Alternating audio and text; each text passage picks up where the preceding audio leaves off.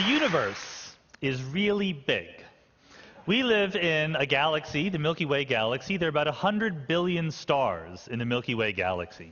And if you take a camera and you point it at a random part of the sky and you just keep the shutter open, as long as your camera is attached to the Hubble Space Telescope, it will see something like this. Every one of these little blobs is a galaxy roughly the size of our Milky Way, 100 billion stars in each of those blobs. There are approximately 100 billion galaxies in the observable universe. The 100 billion is the only number you need to know. The age of the universe between now and the Big Bang is 100 billion in dog years,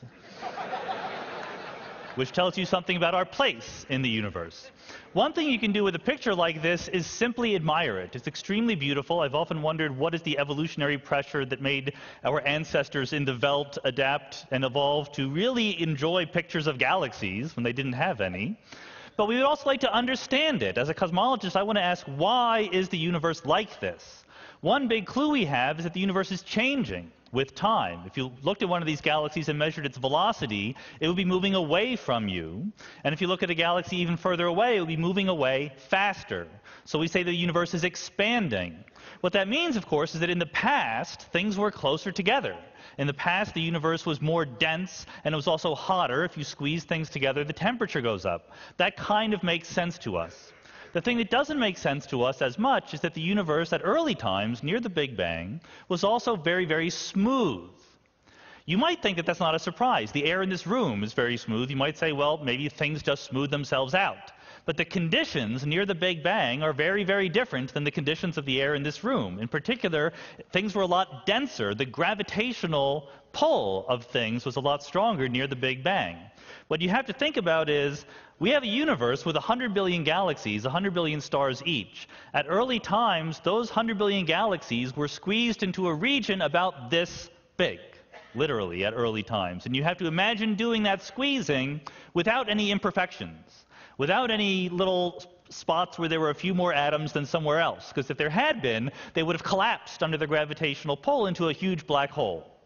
Keeping the universe very, very smooth at early times is not easy. It's a delicate arrangement. It's a clue that the early universe is not chosen randomly. There was something that made it that way. We would like to know what. So part of our understanding of this was given to us by Ludwig Boltzmann, an Austrian physicist in the 19th century. And Boltzmann's contribution was that he helped us understand entropy. You've heard of entropy. It's the randomness, the disorder, the chaoticness of some system. Boltzmann gave us a formula engraved on his tombstone now that really quantifies what entropy is. And it's basically just saying that entropy is the number of ways we can rearrange the constituents of a system so that you don't notice, so that macroscopically it looks the same. If you have the air in this room, you don't notice each individual atom. A low entropy configuration is one in which there's only a few arrangements that look that way. A high entropy arrangement is one that there are many arrangements that look that way. This is a crucially important insight because it helps us explain the second law of thermodynamics, the law that says that entropy increases in the universe or in some isolated bit of the universe. The reason why entropy increases is simply because there are many more ways to be high entropy than to be low entropy. That's a wonderful insight, but it leaves something out. This insight that entropy increases, by the way, is what's behind what we call the arrow of time, the difference between the past and the future. Every difference that there is between the past and the future is because entropy is increasing. The fact that you can remember the past but not the future. The fact that you are born and then you live and then you die, always in that order, that's because entropy is increasing. Boltzmann explained that if you start with low entropy, it's very natural for it to increase because there's more ways to be high entropy. What he didn't explain was why the entropy was ever low in the first place. The fact that the entropy of the universe was low is a reflection of the fact that the early universe was very, very smooth. We'd like to understand that. That's our job as cosmologists. Unfortunately, it's actually not a problem that we've been giving enough attention to. It's not one of the first things people would say if you asked a modern cosmologist, what are the problems we're trying to address? One of the people who did understand that this was a problem was Richard Feynman. 50 years ago, he gave a series of a bunch of different lectures. He gave the popular lectures that became the Character of Physical Law. He gave lectures to Caltech undergrads that became the Feynman Lectures on Physics. He gave lectures to Caltech graduate students that became the Feynman Lectures on Gravitation. In every one of these books, every one of these sets of lectures, he emphasized this puzzle. Why did the early universe have such a small entropy? So he says, I'm not going to do the accent. He says, for some reason, the universe at one time had a very low entropy for its energy content, and since then the entropy has increased. The arrow of time cannot be completely understood until the mystery of the beginnings of the history of the universe are reduced still further from speculation to understanding. So that's our job. We want to know, this is 50 years ago, surely you're thinking, we figured it out by now.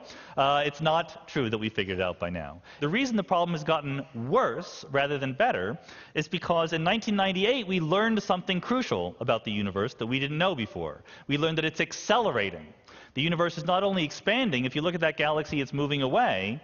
If you come back a billion years later and look at it again, it will be moving away faster. Individual galaxies are speeding away from us faster and faster, so we say the universe is accelerating.